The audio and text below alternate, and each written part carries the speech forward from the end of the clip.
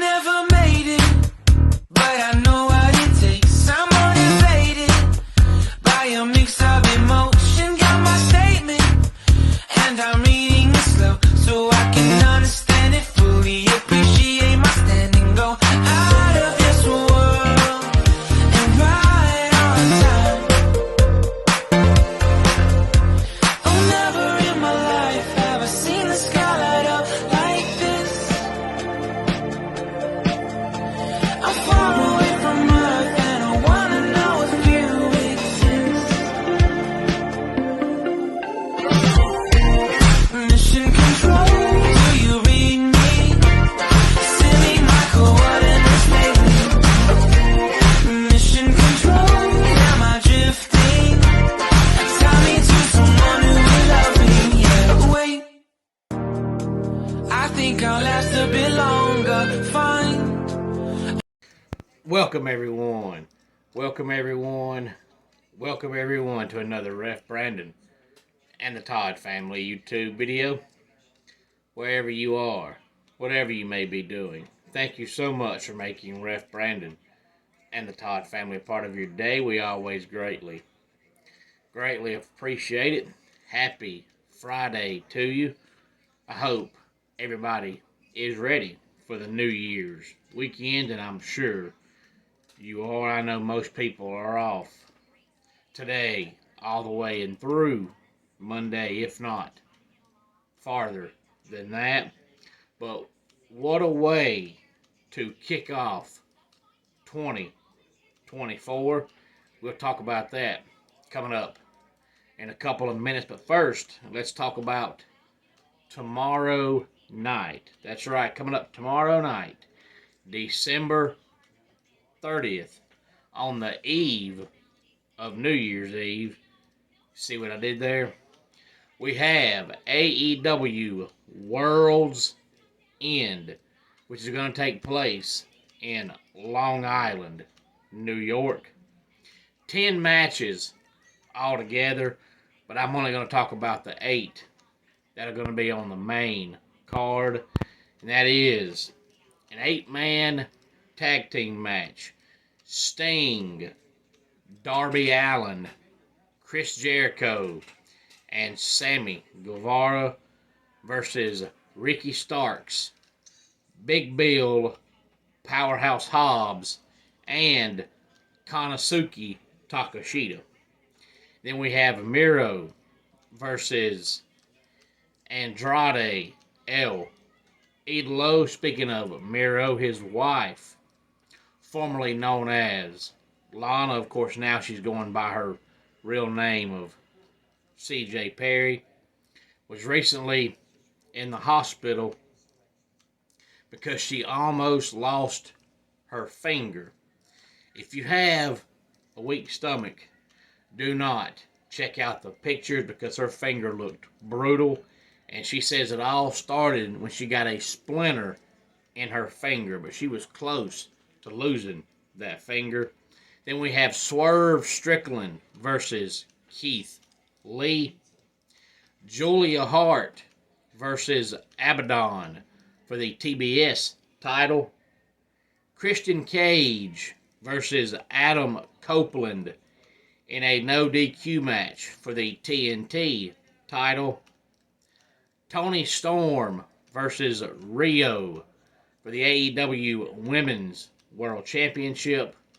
Jon Moxley versus Eddie Kingston in the finals of the Continental Classic for the Triple Crown Championship. And the main event, MJF versus Samoa Joe for the AEW World title. All that and more is coming up tomorrow night, Long Island, New York, for AEW World's End. And I was talking to somebody the other day about how confusing it is for AEW to come on TV every week, and Dynamite and the Saturday show Collision are watchable at best. And I say watchable because most people will record it and fast forward to the stuff worth watching, because in a 2 hour show, only about 45 minutes of it's really worth watching. But their pay per views have been consistently great for the past, I don't know, at least 6 months, if not a year.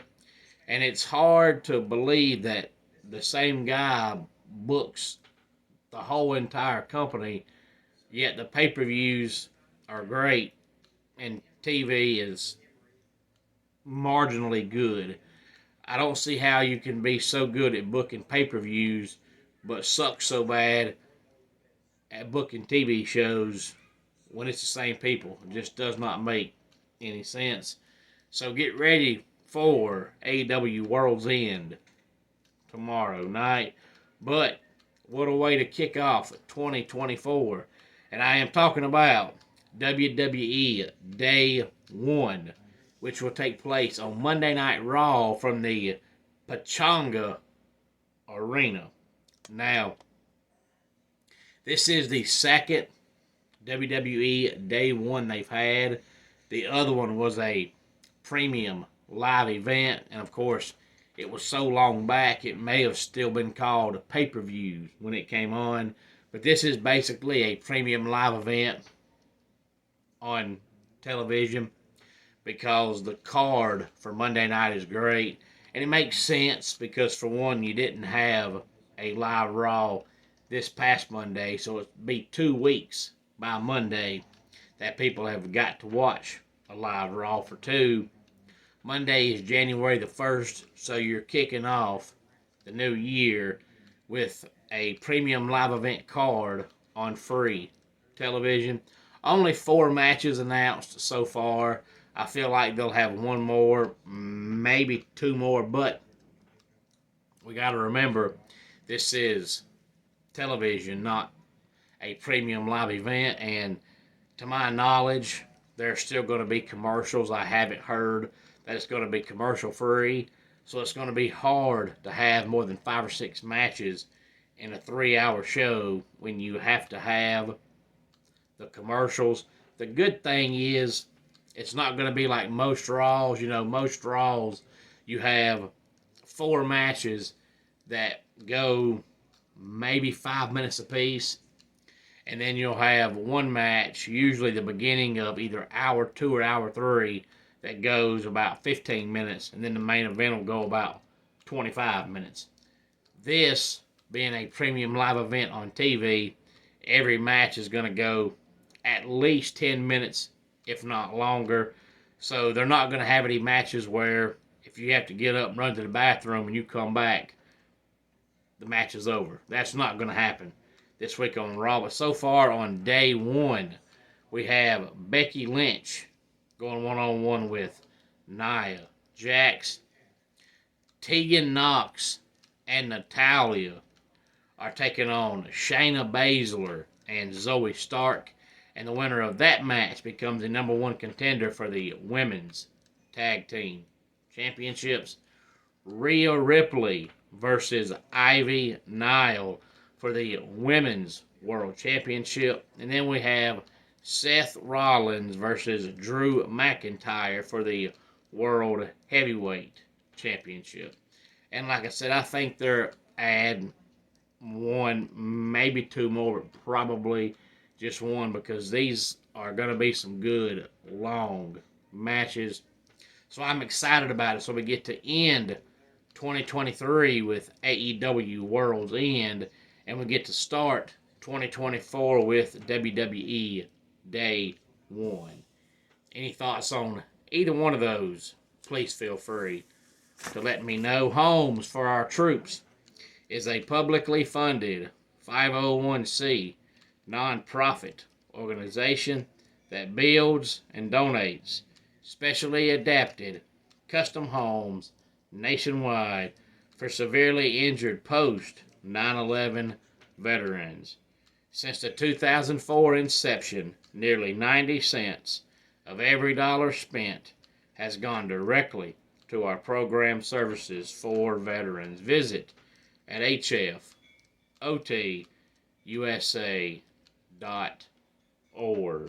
And of course, we've got some great bowl games on all day long today. Honestly, really, truly, I have been thoroughly impressed with the bowl games so far. The only one that wasn't worth watching at all was the Syracuse game. But outside of that, every game has been intriguing somewhat. Some have been very good. If you missed the Louisville and USC game Wednesday night, it was good. And if you missed the Kansas State NC State game from yesterday afternoon, it was good. And if you missed the North Carolina West Virginia Bowl game from Wednesday afternoon, it was good for about 2.5 quarters, and then it became all West Virginia. Let's go ahead and get our dad joke of the day in here. Every morning, I take my cow on a long walk through the local vineyard. Yes, I heard it through the grapevine. And that does it for today's Ref Brandon and the Todd Family YouTube video. Until next time, it's Ref Brandon saying, just like in pro wrestling, life can be over by the count of 3. Tell your friends and family how much you love them. Bye.